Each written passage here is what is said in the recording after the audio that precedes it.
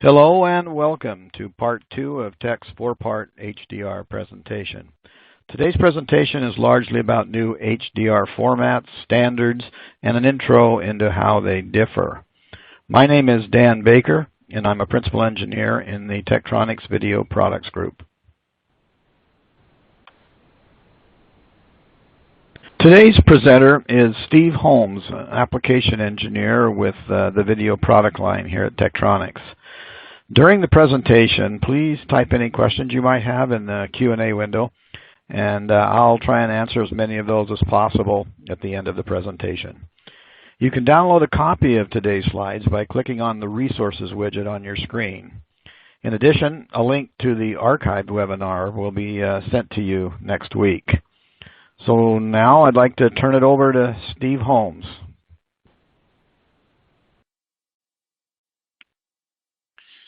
Welcome to today's part 2 of 4 parts of our 4K and HDR presentation.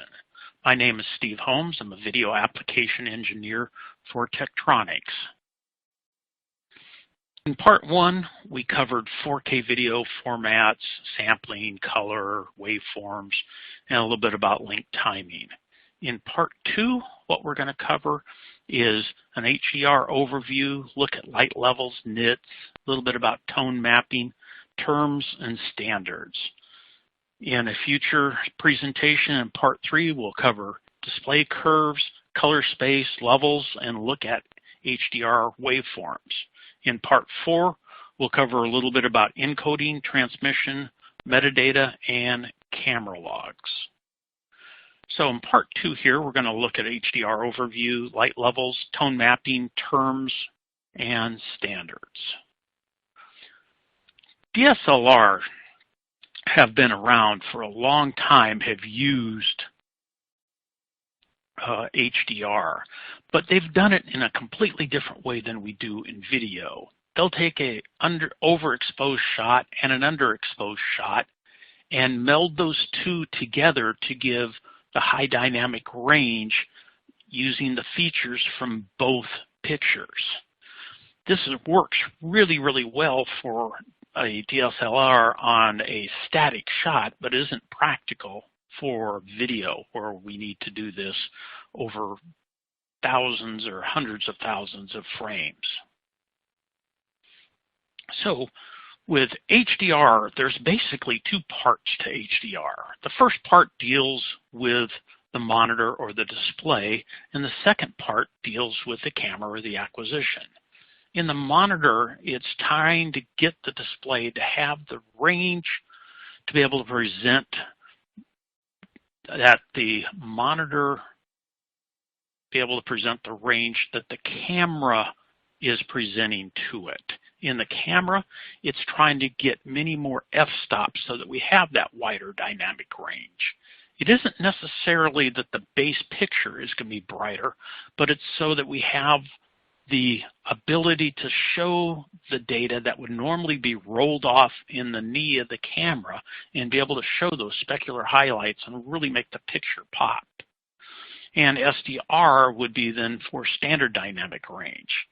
Quite often there's a tendency to try to raise the diffused white point in HDR to make the pictures look really bright, and it really shouldn't look much brighter, the overall picture, than what a standard 709 HD type picture should look like. It just should have the highlights to be able to pop.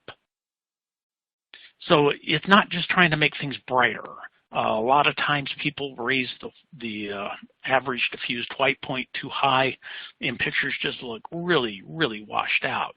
We just want the picture to look normal brightness, but have that extra data to be able to show those highlights that would normally be lost in the knee of the camera.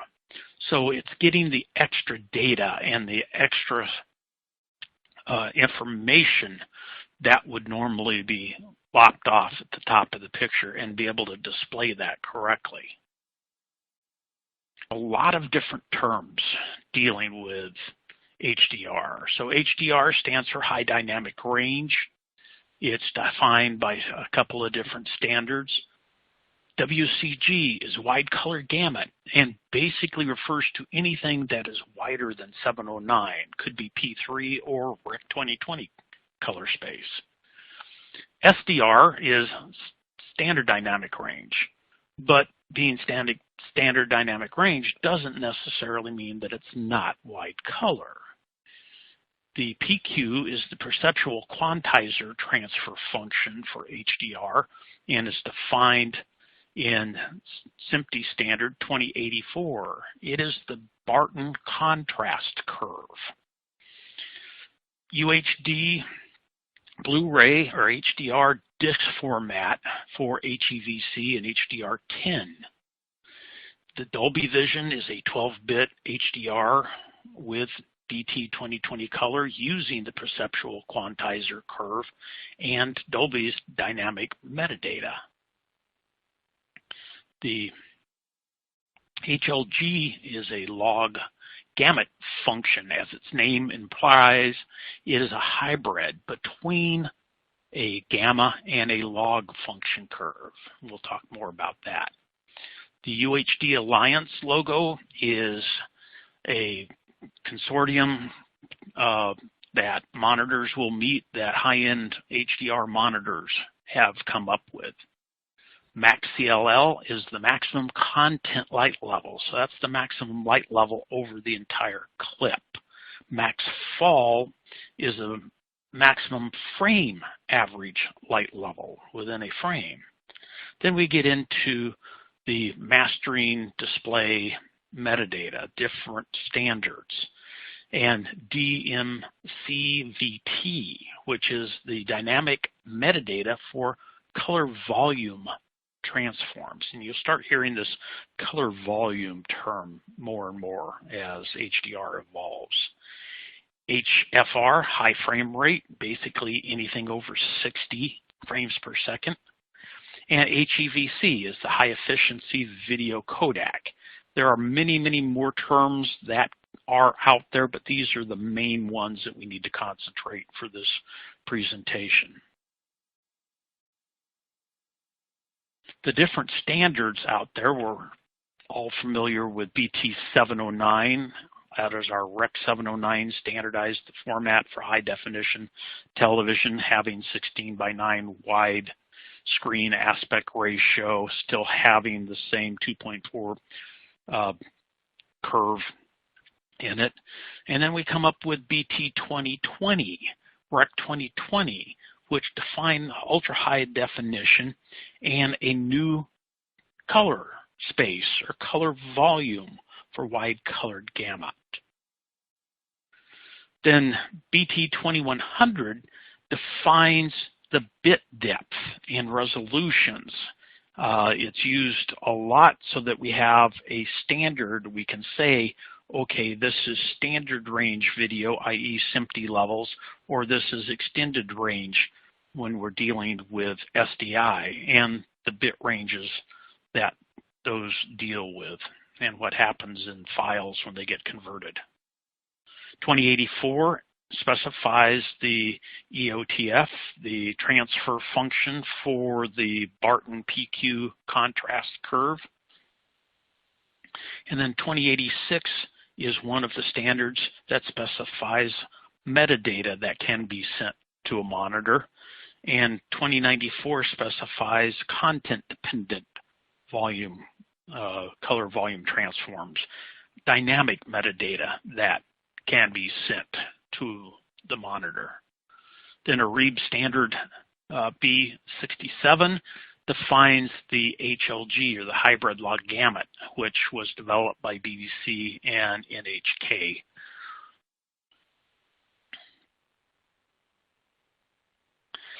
From what I've been seeing, there are four basic types of signal options within HDR technologies.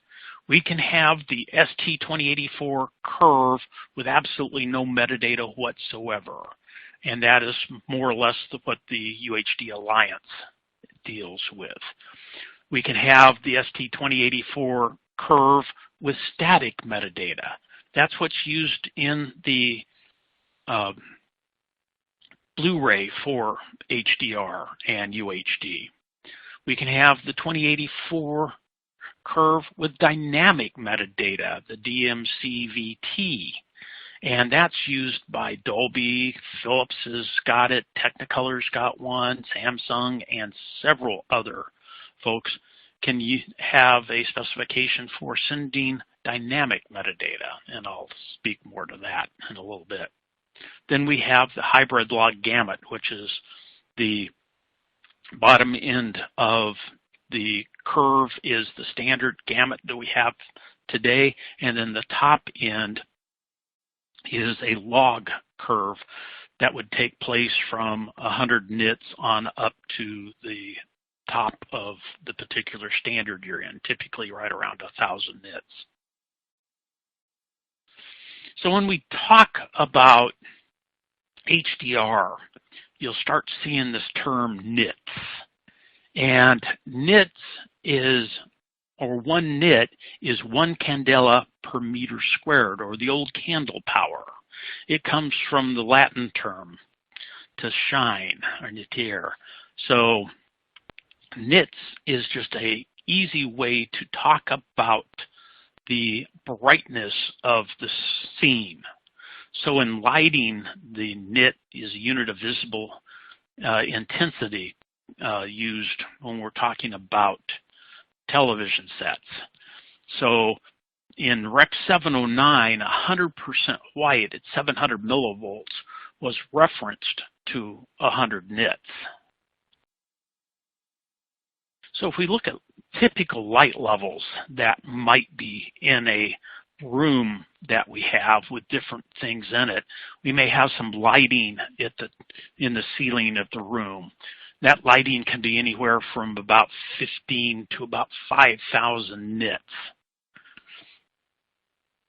We could have sunshine coming in, and that sunshine could be coming in at 500,000 nits, could easily go way beyond that to several million nits coming in, just depending on how direct the sun is.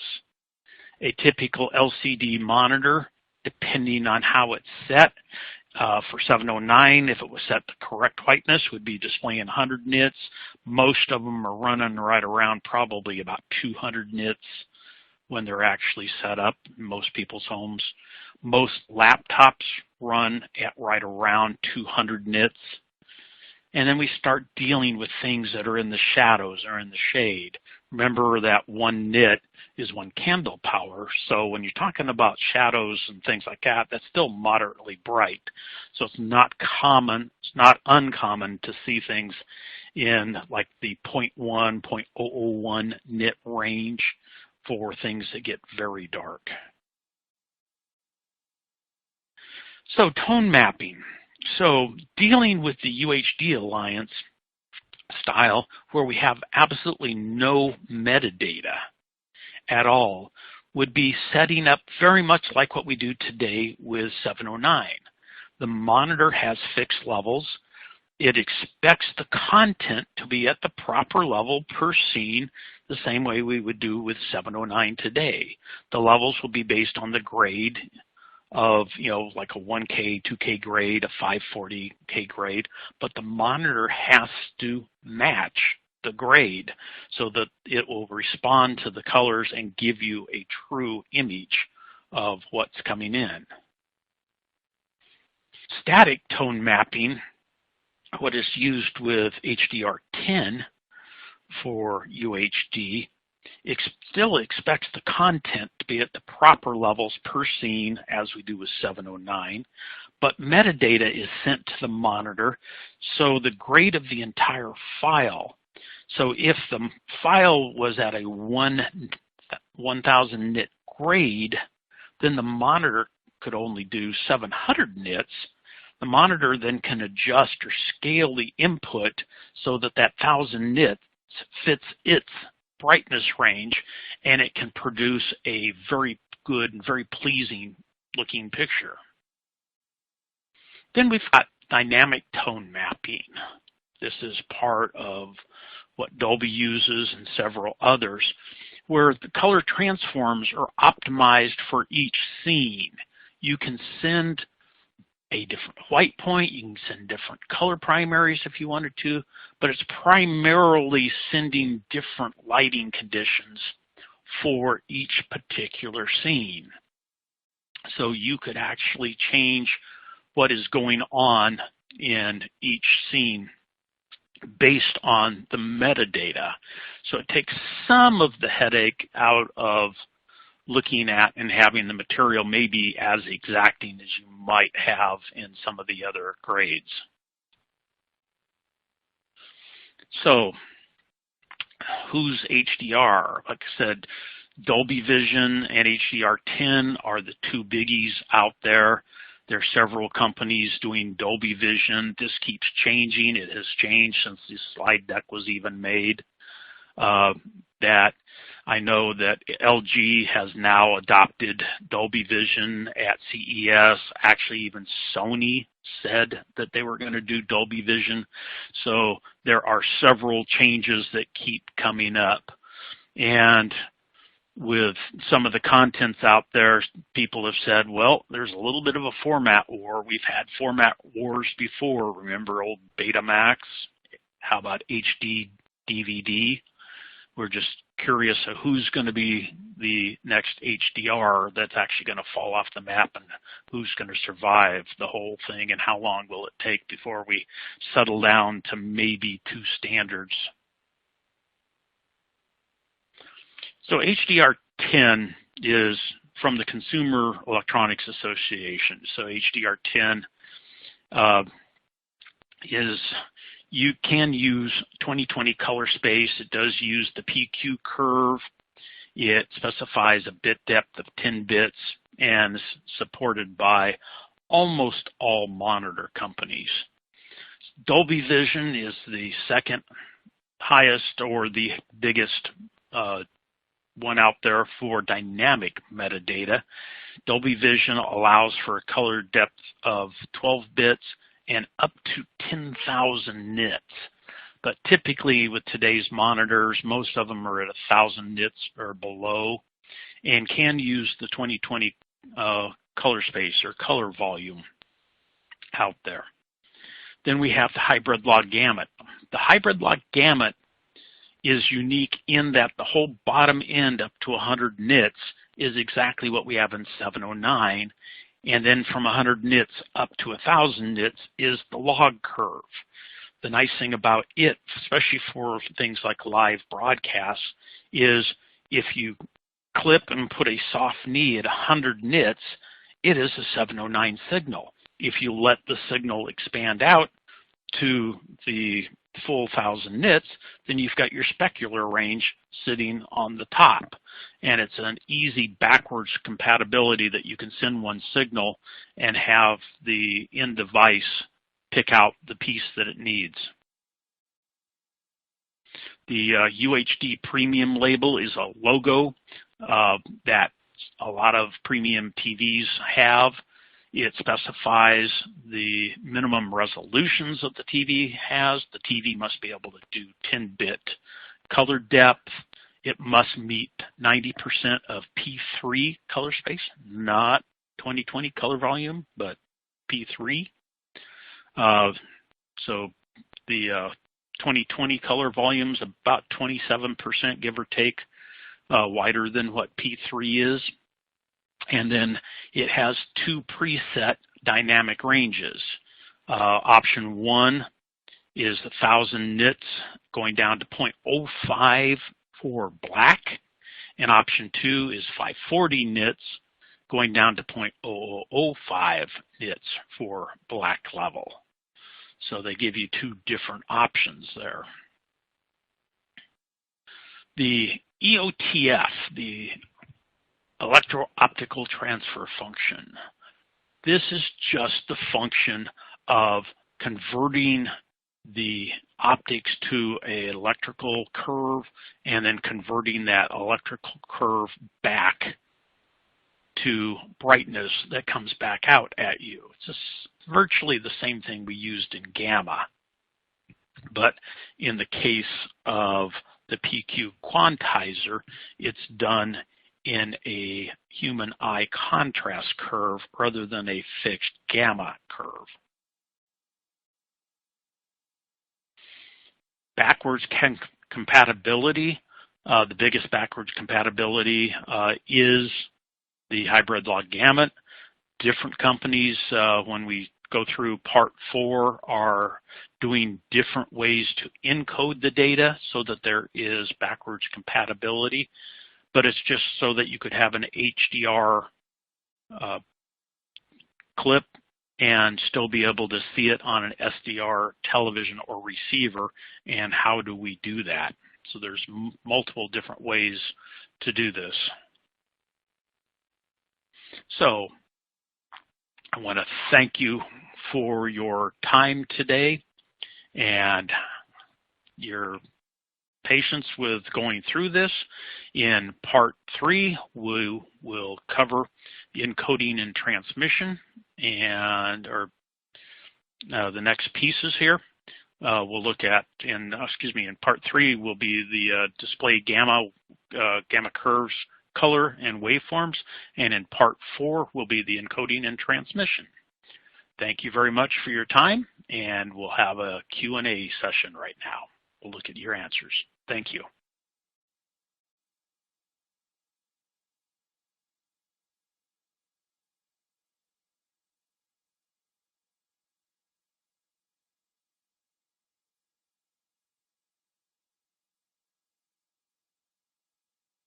Okay, my name is Dan Baker again, and I'll be trying to answer a few questions. One question is regarding what is gamma? And Steve talked a lot about gamma at the end there, particularly the hybrid log gamma from the BBC. And this is covered in part 3, but for now I would say it has various meanings. Firstly, gamma and gamut are different things. Secondly, it really means an electrical to light, an EOTF, that is a power law function. A power law means the electrical signal is raised to a fixed exponent, like 2.4 in BT 1886.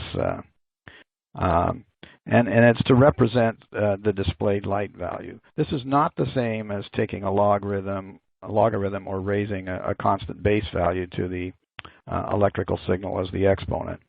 Sometimes people are referring only to the fixed exponent of the power law when they talk about gamma, and sometimes they mean the complete electrical to light function, or even the camera light to electrical function, whatever that might be when they say gamma. In BBC's hybrid log gamma, the power law portion is not a 2.4 exponent, but rather just 2, or simply squaring the electrical signal up to about half scale output, and then after that it converts to a natural log function, and that log portion is base E, the natural log, and it extends up to about a factor of 12. So if you have 100 nits on your monitor, your PIX monitor, when the input signal's at mid-scale, then you'll have 1200 nits maximum in the highlights. Let's see here.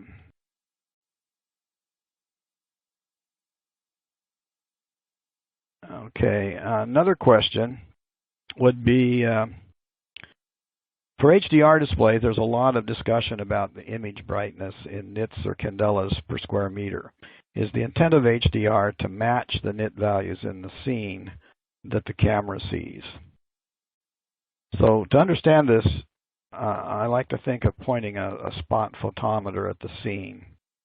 It can measure the reflected and sourced light in nits that we see in the scene, but this is typically, a very, very large dynamic range, especially as the camera, moves from very bright to very dark scenes.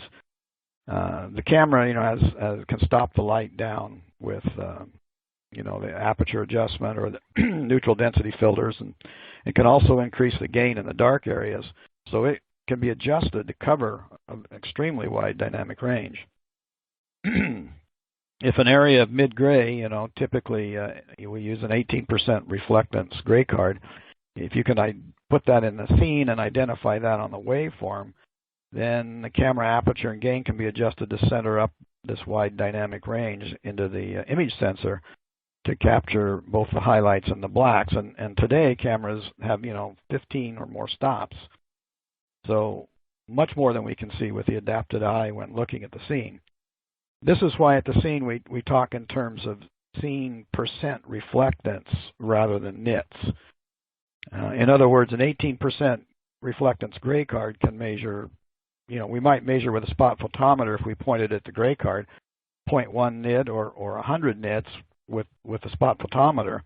But all that matters for the camera is that part of the waveform representing the 18% sort of mid-tone reflection off the scene, that's centered up within a few stops of the middle of the camera's dynamic range. Then even if the camera's a log format or whatever it is, then we have the information captured, and on the picture monitor, we'll be able to see at least a portion of that dynamic range. With an HDR TV, a larger portion.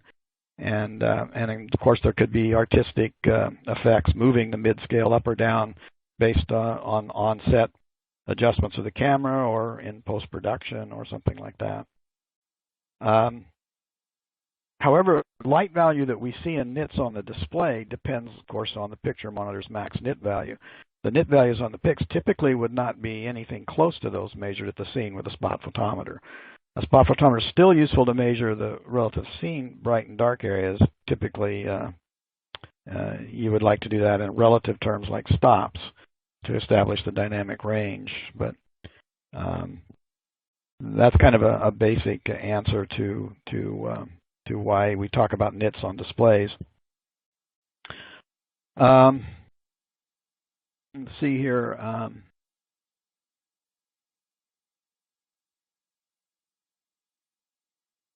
Okay. Well, there's a question about, do we expect face values, the reflectance off a person's face, I assume we're talking about here, to be the same between the different systems and only the highlights to be different?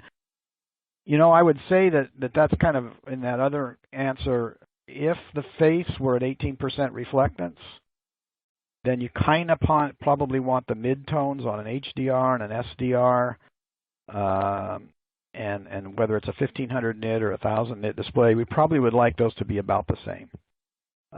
Because HDR, like was said earlier, is not about really making the overall picture brighter.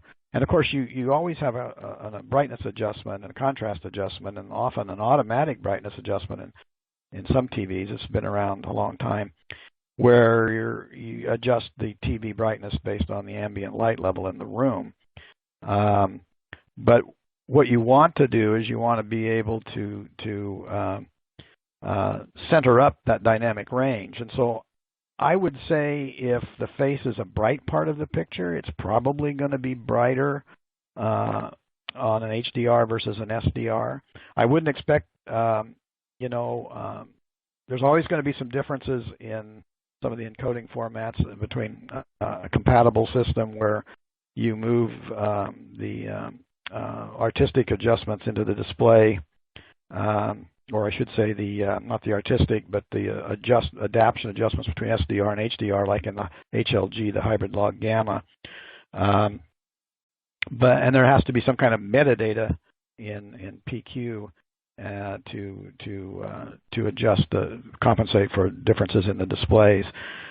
But that's basically the answer. I would expect there shouldn't be much difference in the midtones.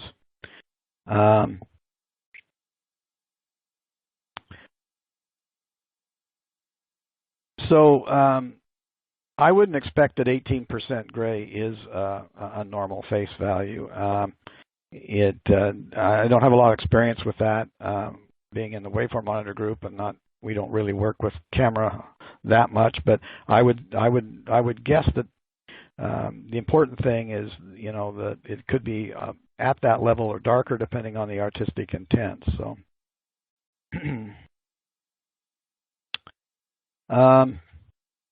Here's another question. On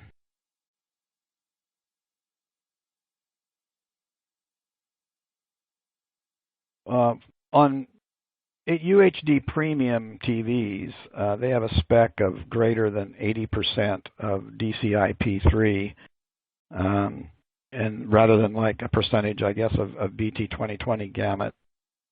And here we're talking about gamut, not gamma. We're talking about the available color space. And P3 is a cinema standard. It has a different white point, but its primaries are bigger than the BT709 gamut that we're used to, and they're not. The old NTSC color gamut was actually fairly large too, but we haven't had that for a long time. So, I think what the object is because the old NTSC gamut is really kind of obsolete based on the old CRT phosphors. So, and BT709 was about 72% of the NTSC gamut. So I think specifying in terms of percentage P3 is a good way to get us to wider color primaries without the fact that living with the fact that BT 2020 primaries are pure laser light levels, and there's really no TV that can do that yet. But if you can get close to 100% or at least over 80%, you've got a display that has primaries that can produce a pretty wide color gamut.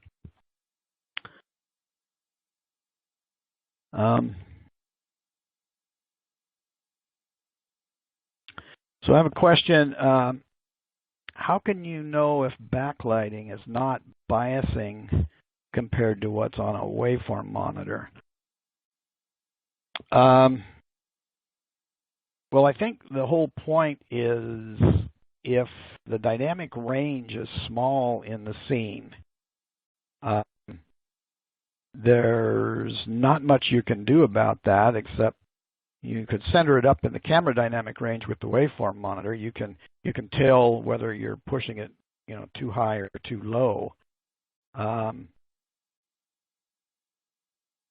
But backlighting might be producing highlights around the fringe of the area of interest, a person's hair, for example. So it could be something that you want way above the nominal mid-scale. So I'm not sure that answers the question, but obviously the full dynamic range of many scenes is going to vary, and if the artistic intent is not to create an average scene that's dark by 1 or 2 stops or bright by 1 or 2 stops, then typically when you're doing live shots and things like that, you would probably want to try and center up the midtones in the waveform, particularly if you have a waveform that captures the full dynamic range.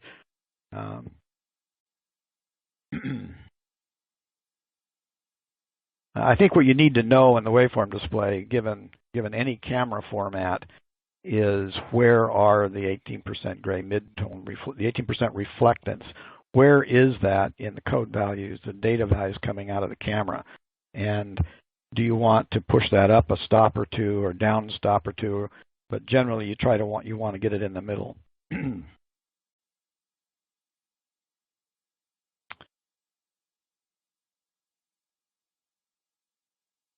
see.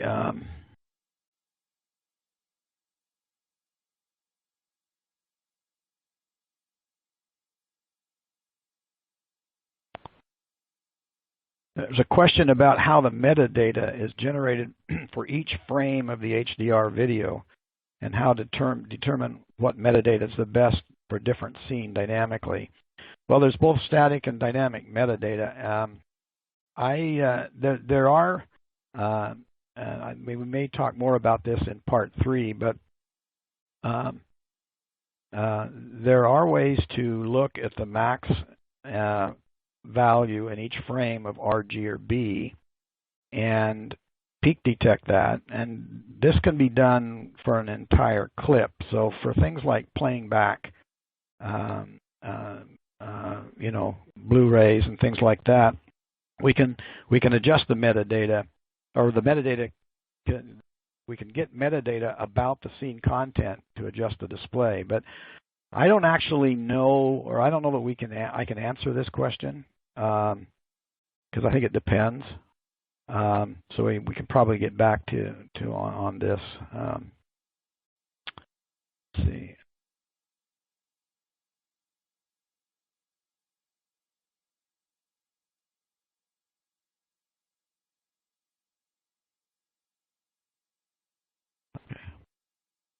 Well, I don't really see anything else here, and thank you all for attending our webinar today. We will be sending out the slides and a link to the archived webinar to you within the next week or so. Thanks again for joining us today.